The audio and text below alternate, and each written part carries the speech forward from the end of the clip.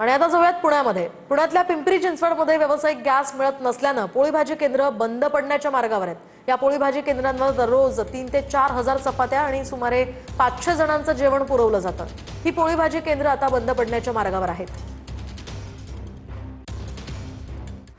अभी ये परिस्थिति है मेरा कि सिलेंडर मेरा लास्ट है आज के बाद मेरा सिलेंडर ख़त्म होने वाला है।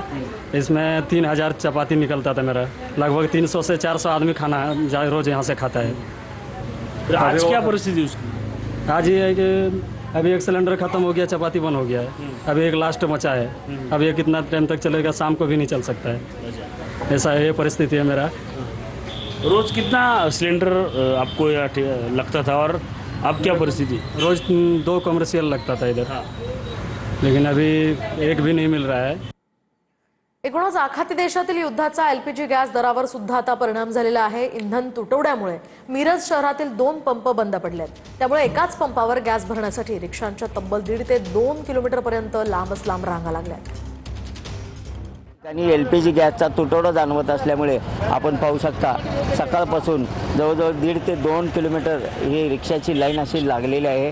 कारण एक पंप चालू असल्यामुळे त्या रिक्षावाल्यांचं एवढं म्हणजे हाल होत आहे की काय बोलायचं काम नाही। आता समजा तिथून पुढे आम्ही गॅस मारून किती धंदा करायचं सांगा। 3 पंप बंद आहेत। आज सकाळी एक पंप फक्त चालू आहे।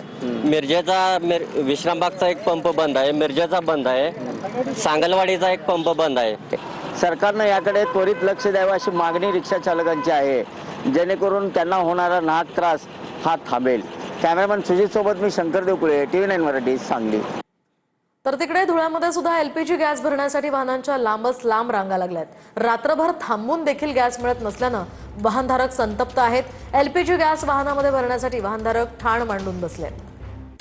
तर युद्धाचे परिणाम आता सिलेंडर सोबतच आता रिक्षा चालकांच्या गॅसवर देखील होत आहे। कारण या ठिकाणी आपण जर बघितलं तर एलपीजी गॅस पंप आता हा बंद झालेला आहे। कारण या एलपीजी गॅस पंपावर मोठ्या प्रमाणात एलपीजीवर चालण्याच्या काही रिक्षा आहेत, या रिक्षा अवलंबून आहेत। मात्र या ठिकाणचा आता गॅस संपलेला आहे। त्यामुळे आपण जर बघितलं तर काल रात्रीपासून या ठिकाणी या हजारो रिक्षा या ठिकाणी नंबरात लागलेल्या आहे। मोठ्या प्रमाणावर आता नागरिकांनी नवीन ज्या काही एलपीजी किट बसवलेल्या रिक्षा आहेत, या अशा पद्धतीच्या रिक्षा शहरामध्ये वापरले जात आहेत। त्याची संख्या आता मोठी आहे। पुन्हा सायंकाळपर्यंत हा प्रश्न मार्गी निघण्याची चिन्ह आहेत। मात्र जर आजही ही गाडी आली नाही आणि गॅस मिळाला नाही, त्यावेळेस मात्र या रिक्षा चालकांवर उपासवारीची वेळ येणार आहे।